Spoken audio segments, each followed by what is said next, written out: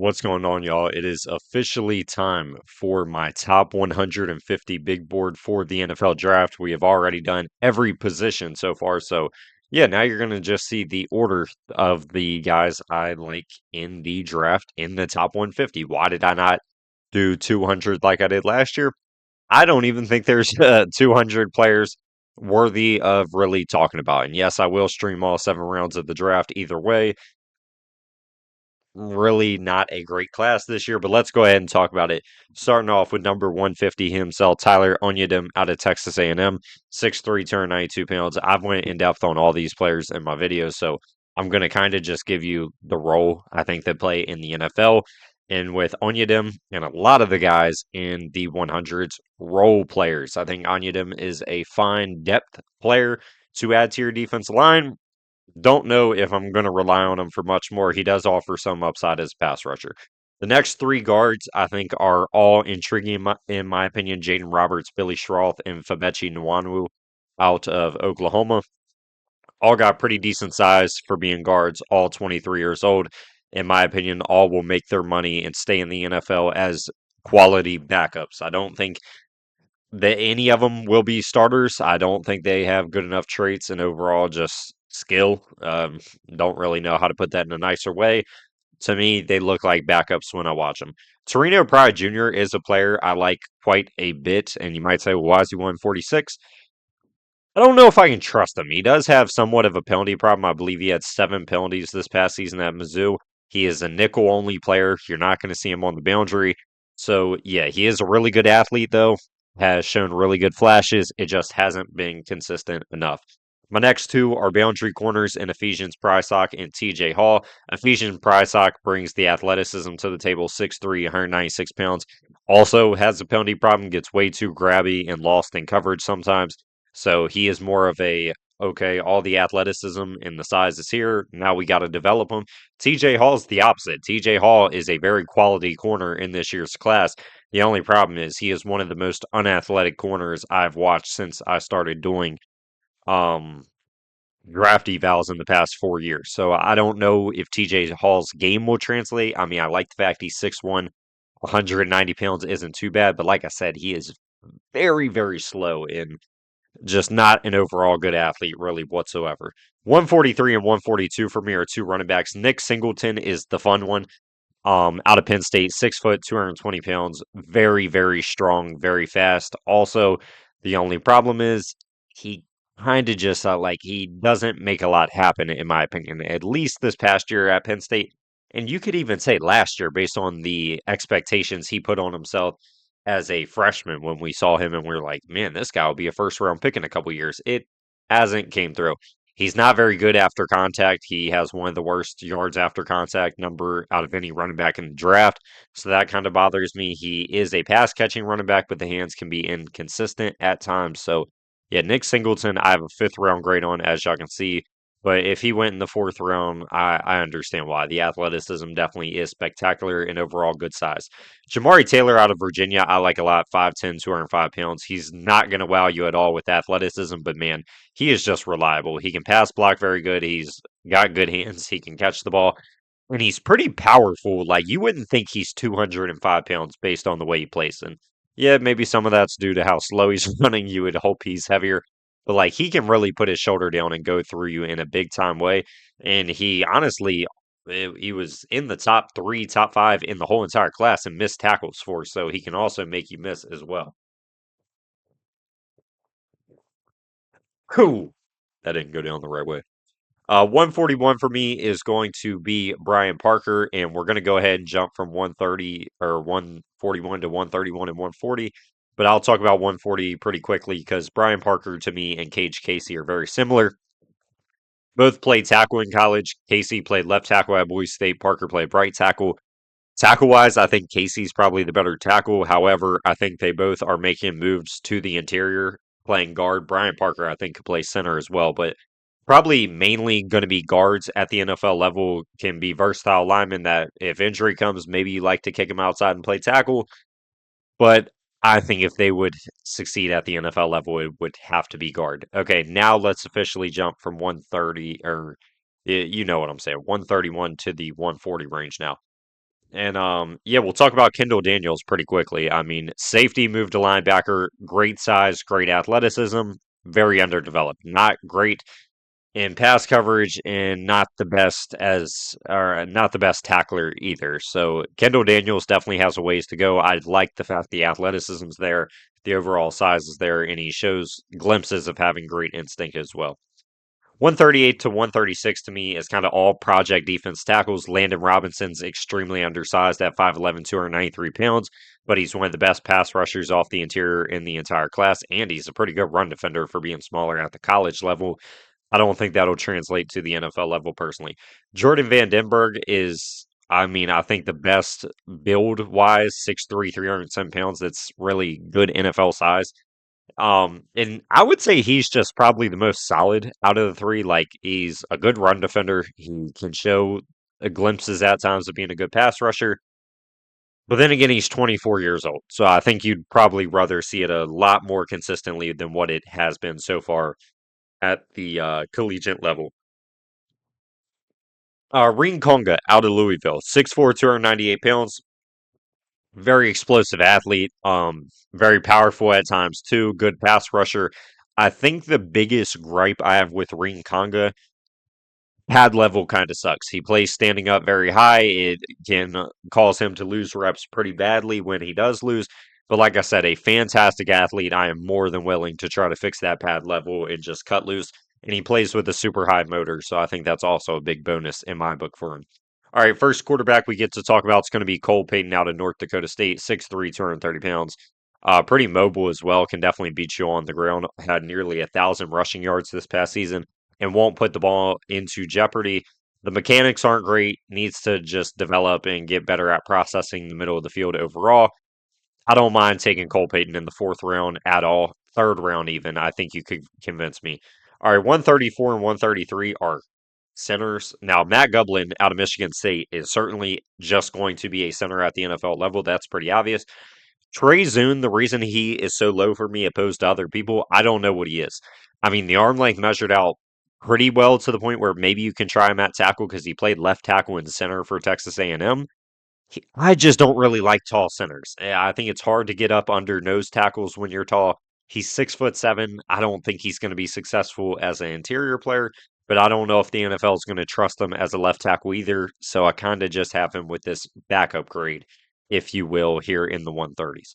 132 for me is Emil Wagner out of Notre Dame. Emil Wagner's numbers look really good, and at times the tape can look good, but when he plays against top competition, it will stick out pretty clearly that he is losing against top competition. So it kind of is an issue to me when Notre Dame needs him most.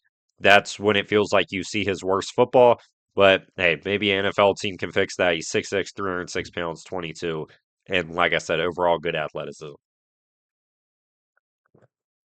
All right, 131 for me is going to be Keyshawn Elliott out of Arizona State. Keyshawn's just a solid linebacker, man. Like overall, the size isn't an issue at 6'1", 233. Overall, arm length not going to be really an issue. I just don't know if he is a starting middle linebacker at the NFL level. I think I'd prefer to have him as like my third, fourth linebacker that rotates in and plays maybe, I don't know, 20, 25% of snaps at the NFL level. But there's enough upside to me. Maybe you do take him in the fourth round. All right, let's go ahead and go to 130 to 121. And starting off with 130, we got Kieran Crawford out of Auburn, 6'4", 253. Nothing wrong with that build. Crawford has shown a ton of upside as pass rusher, probably needs to get better overall as a run defender, but I do think there is somewhat something to work with here. I just don't think the tool bag is all that deep as of right now. 129 and 128 for me are two nickels. Bud Clark, who is a nickel safety hybrid that looked really good at the Senior Bowl, but overall, if you watch TCU tape, he had a big time penalty problem and that was very glaring when you did watch it. And he sometimes just gets lost in coverage, but I think being 188 pounds, you are a nickel corner at the NFL level. Chandler Rivers is clearly a nickel, 5'10", 185, 22 years old. Very good athlete, though. And I mean, overall, just had a really good season at Duke, but at the end of the day, he is just a nickel, and he's pretty undersized as well. But with the overall athleticism and I think IQ, I think Rivers could probably make it work. 127 and 126 to me are two of the biggest upside corners in the draft with Takario Davis out of Washington and Devin Moore out of Florida. Takario Davis, at times just shows inconsistency, but like 6'4", 194 pounds. Like I'd probably take a shot on him definitely in the fourth round. I mean, I'd be intrigued early day three in taking Takario Davis. And I know it might be a hot take to have him over Ephesians Prysock, but personally, when I watched tape, Davis looked like the better player to me. Devin Moore, literally good enough athlete, 4.5 speed at 6'3", 200 pounds isn't bad. Can be really sticky in coverage. So what's the flaw? The health. He really struggles to stay healthy, and that's been a problem his whole collegiate career. 125 for me is going to be Cade Klubnik out of Clemson. Not the biggest guy in the world, 6'2", 207 pounds. But Klubnik, I mean, did have that first round pedigree entering the year. The year didn't go quite as well as what you would have hoped, but I think there's still enough here in a weak quarterback class to where I take a shot on Klubnik early day three. 124 and 123 got a pair of safeties, Cole Wisniewski and Jalen Husky. Jalen Husky's got a really good nose for the football. I believe he had 4 interceptions this past year. Can struggle at times as a tackler. Cole Wisniewski's the opposite. Really good tackler, really good run stopper, but couldn't, can't, and not even couldn't, just can't catch a football to save his life. Ball skills are on empty, but he did look pretty good at the Senior Bowl. 122 for me is Jay Barham out of Michigan. He's an undersized DPR. He's a overall pretty solid DPR, at least at Michigan he was. I would like to see him just go full out and emphasize I am a DPR at the NFL level. I'm only going to play on third and fourth downs and passing downs. Let's make this work. Let me develop my pass rush game to the max because he just has no business being on the field as a run defender. 121 and 120 we'll talk about as a duo with Oscar Delp and Jack Injuries out of Texas. Same exact build, 6'5", 245. Kind of the same story as well. You were expecting a big breakout year from both. I'd say both underperformed, but Jack Injuries, at least I can look back on the Cal tape and be like, okay, this dude was really good. I think Texas just underutilized him. Oscar Delp is just a freak athlete at tight end that just somehow never produces. It's one of the craziest things you'll ever see. I mean, I see why a lot of people have Oscar Delp as a top three tight end because the peak and the upside and the overall blocking ability is very nice. Are we basing that on like 400 career receiving yards throughout like 2 or 3 years? I don't know. Like Delp just has not been productive enough to where I feel confident putting him in my top 100. All right, let's talk about 111 through 119 since we already talked about injuries. And yeah, let's get started at the bottom, starting off with two boundary corners, but I think both of them have a really big argument to be moved into the nickel. And Devin Marshall, who is 5'10, so that's going to be the obvious reason, but he is 197 pounds and played full time boundary at NC State. And the arm length isn't a concern. I still think with the overall athleticism, like kind of lack of, in a sense, and just his play style, I think I'd rather see Devin Marshall in the nickel at the NFL level. And Malik Muhammad out of Texas, I mean, he's 183 pounds. I think he can easily get bullied on the boundary, but the athleticism good. Overall, needs to improve as a tackler, but there's enough to like to take him in the fourth round for me personally. I lost the cap for that, so I got to put it back there. 117 is going to be Katron Allen out of Penn State. Committee running back that offers power is really all I can say. Katron Allen is going to run through your face. It's that simple. Romello Height, to me, older DPR outside linebacker hybrid, like a Frankie Louvu, like just too light to be a full time edge rusher. Should probably only be drafted as a 3-4 player, which I definitely think he will be. So, yeah, I mean, that's Romello Height. And I need to speed things up. I mean, we're 15 minutes in and still got the top 100 to go. So, I'm going to go quicker. Anthony Lucas is a good power edge rusher, just going to bring physicality, good run defending ability, but also had over a 25% true win rate. So that's also nice. Kamari Ramsey's a weird one. Like he's a nickel safety hybrid. I think he definitely looks better at safety. I don't know if the NFL will draft him as a safety though overall. Um, he feels like a safe player, but I don't think the upside's there to take him in the first 3 rounds for me.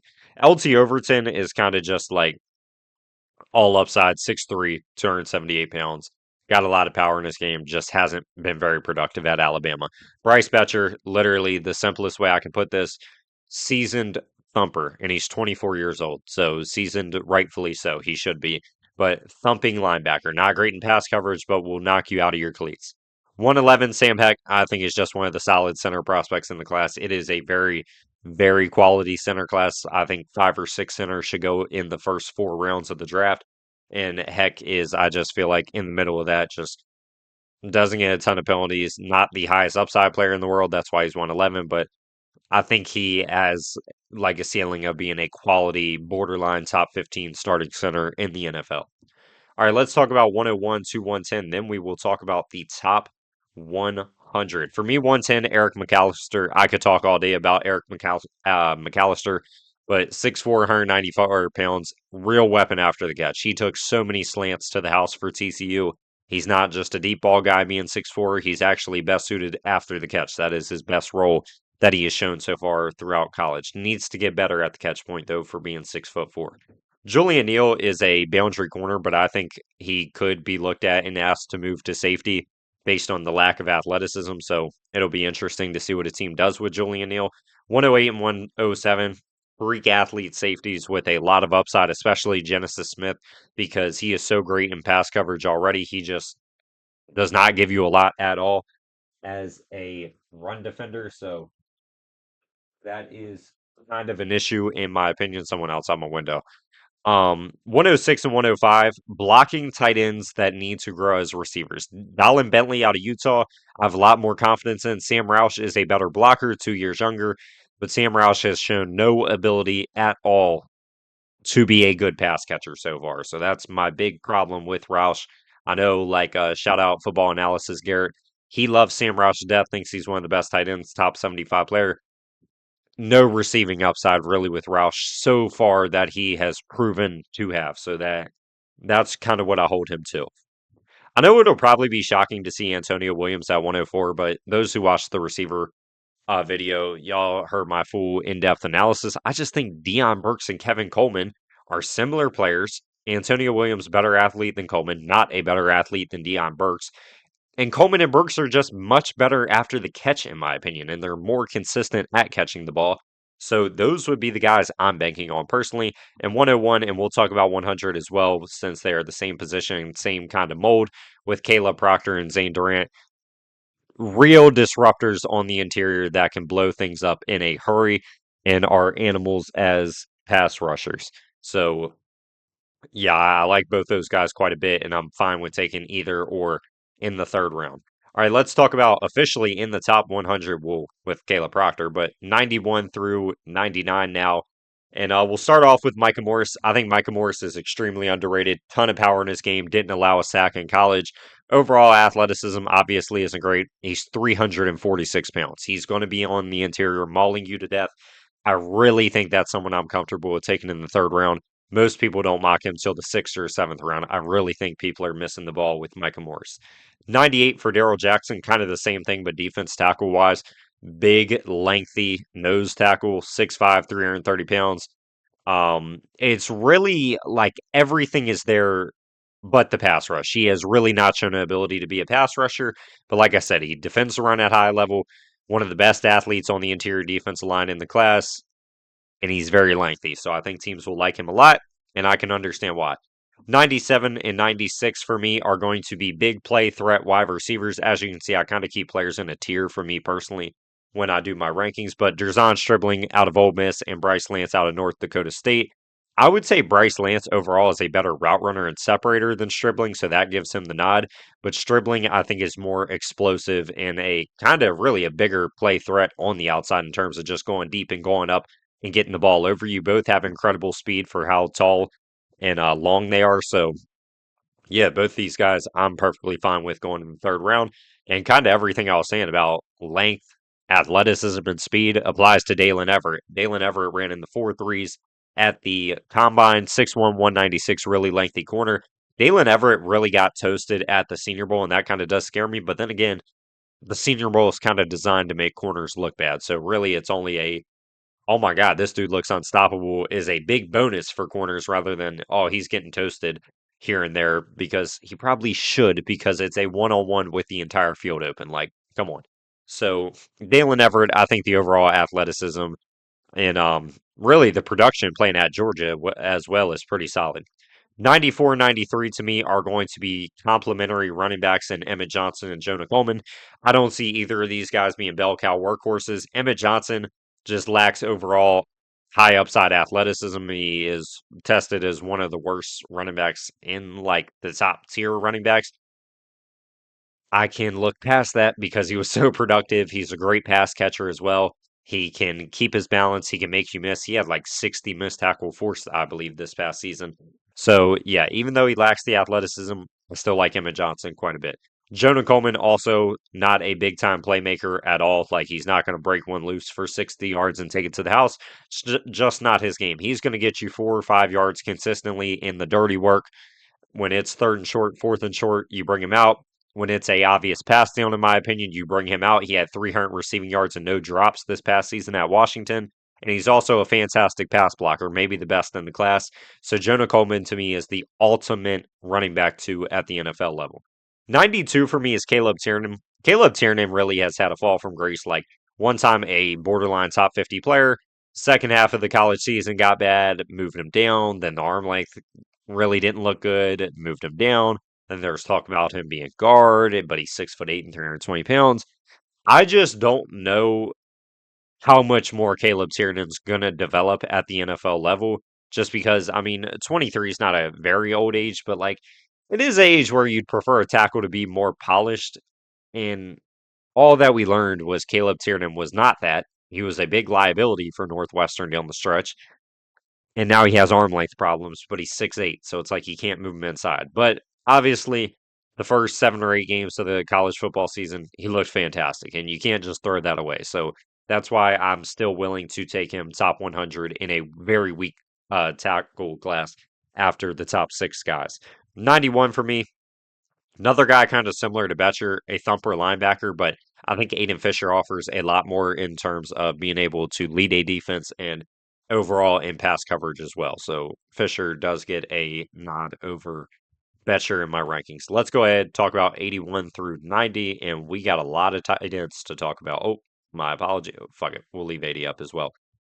Yeah, I got a fat tier of tight ends. Justin Jolie and Eli Raridan are obviously block first, release and catch tight ends, so they will make their money really to me as blockers at the NFL level because they are fantastic at blocking, but both have shown really good upside, especially Jolie at the Senior Bowl and Raridan just whenever he got the football, really, which was very limited at Notre Dame to be good receiving tight ends. The other two are like slot tight ends that are going to make, if they make money at the NFL, it's going to have to be as a receiver because neither are great blockers at all. Stowers, that's my biggest problem with Stowers is he can't block worth a damn, but Trigg has at least shown somewhat of an ability. But Stowers is also a better athlete, and I think a better overall. He has better hands and can separate better, but Trigg is a much better player after the catch as well. So Michael Trigg really has not got a lot of love. Like I'm kind of scared with him being 24, and there's been thoughts about character concerns and why he left. Where was he? Virginia? I can't remember off the top of my head, but y'all know what I'm talking about. Why he had to leave and got pretty much kicked out the program.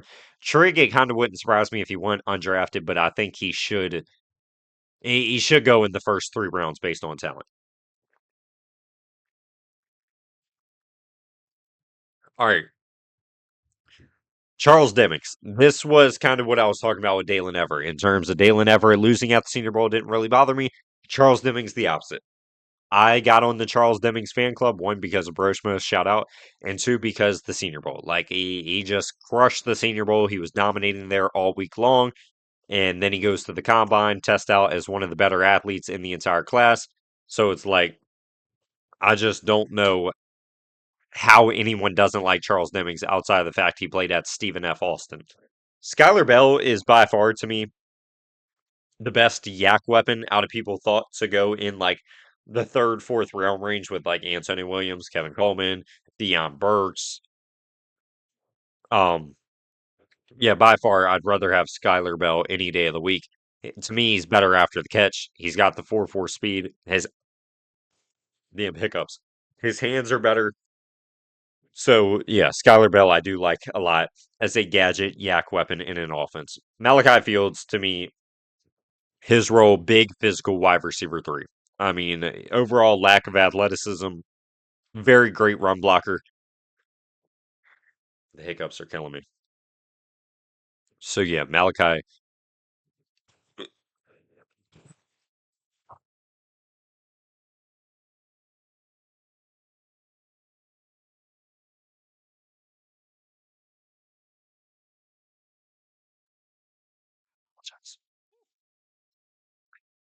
83 though is going to be Josiah Trotter out of Mizzou. Number linebacker with a lot of upside and good run defending ability. Man, this might have to be a two-part. I might have to stop at 76 because the hiccups, man, I apologize. 82, 82 and 81.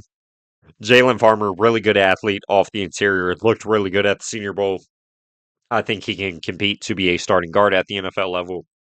And 81, Jennings Dunker, another player, five position flexibility. Very good run blocker. Can climb the second level as at an elite level. Just worry about his overall play strength. 80, Dominique Orange has shown some upside as a pass rusher, being a nose tackle, but I think overall he's your prototypical big run stuffing nose tackle in the middle. I'm so sorry, guys. And let's go ahead and yeah, like I said, I might have to save the top 75. Y'all might get two YouTube videos tomorrow. Um, but yeah, Caleb Elam, really good athlete, really good in coverage, linebacker. Needs to improve overall as a run defender. Oh my gosh, I really need to get this video done, but the hiccups. 78 Garrett Nussmeier to me. I don't think Garrett Nussmeier is ever going to be a top 15 quarterback in the league, but I think he could be a fringe bridge quality level starter because he is so accurate and precise with the football. 77 denied in a Sutton, big time athlete, good overall power in his game, but I mean, he's very underdeveloped as pass rusher. He kind of just tries to use his brute force and go through you. 96 to maybe all of a sudden end off part one is going to be Davison Igbinosun out of Ohio State. Really lengthy corner, really good athlete as well, like I was saying. And yeah, overall, just a lot of upside to his game. Just needs to clean up just some coverage issues. Can get handsy at times, and yeah, I think that's really all he needs to fix. That's why he's borderline a top 75 player for me. In it, in a really good corner class. I apologize. I wanted this to be one video. We're already 30 minutes in. I can't even talk. I'll be back with part two either later tonight or tomorrow. Lord have mercy.